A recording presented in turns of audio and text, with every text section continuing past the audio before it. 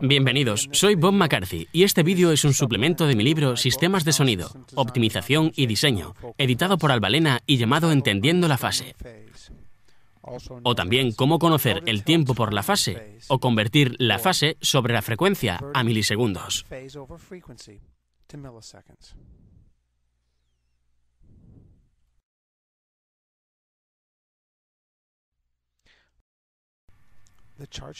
Esta gráfica muestra la fase sobre la frecuencia, y en ella se ve un milisegundo de delay. ¿Cómo se determina esto? Ese será el tema del vídeo de hoy.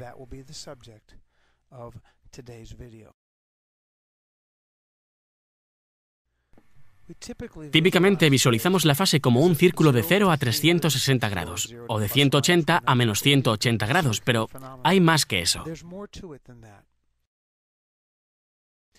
Si damos la vuelta al círculo hasta volver al punto de 360 grados, no estamos en el mismo punto donde comenzamos. De hecho, estamos una longitud de onda por detrás, como se muestra aquí con la espiral, con cada espiral representando una longitud de onda por detrás.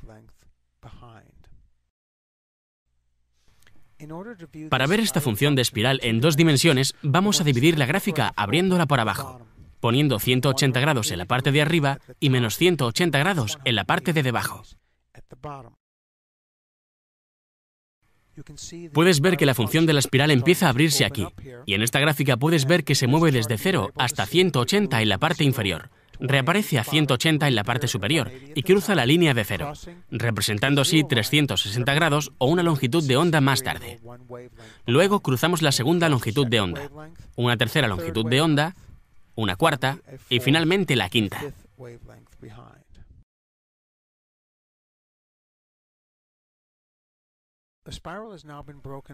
Ahora la espiral se ha roto y se ha convertido en una serie de líneas diagonales y líneas verticales que las conectan.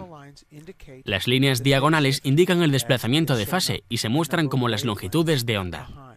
Las líneas verticales son los puntos de conexión de la espiral rota al abrirse la gráfica que conecta los menos 180 grados de la parte inferior con los 180 grados de la parte superior.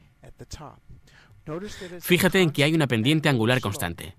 Esta pendiente es producto de la muestra del eje de frecuencias lineal. Si vemos ahora una muestra logarítmica de la frecuencia, podemos ver que en vez de la pendiente constante, hay una pendiente angular promedia que se vuelve más y más inclinada a medida que aumentamos la frecuencia. Este es el resultado del mecanismo lineal del cambio de fase mostrado en el eje de frecuencias logarítmico. Ahora iremos a la manera más básica de conocer el tiempo a través de la respuesta de fase sobre la frecuencia.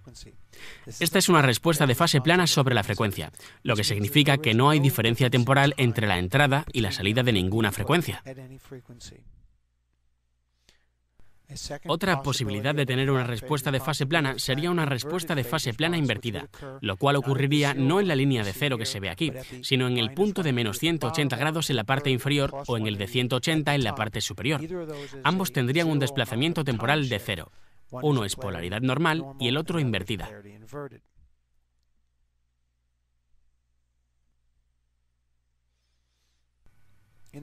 En este siguiente caso, vemos que el ángulo de la fase cae a medida que aumenta la frecuencia. Esto es indicativo de un delay. Puedes ver que la envoltura de la espiral va a menos 180 y conecta con el más 180. Pero ese ángulo descendente connota un delay positivo, también conocido como cuando la salida ocurre después de la entrada. También puedes encontrar que el ángulo de la fase es ascendente, con la misma cantidad de desplazamiento temporal, lo que significa que la salida está sucediendo antes de la entrada. Bien, esto puede parecer un poco extraño, pero en una medición de dos canales es posible que en cualquier momento te encuentres con dos canales que están desincronizados. De una manera u otra, el ángulo de la fase te dirá quién va primero.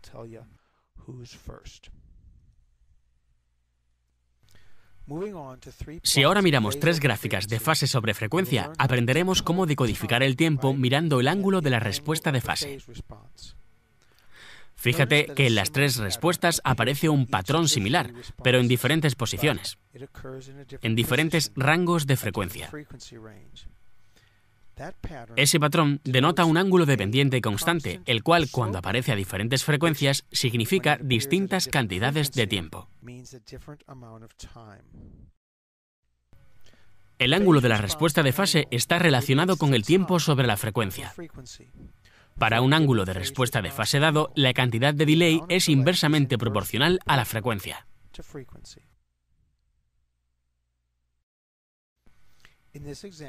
En este ejemplo empezaremos con un delay de 0,1 milisegundos, el cual es una longitud de onda a 10 kHz, y puedes ver que la inclinación del ángulo va hacia abajo en más o menos 45 grados.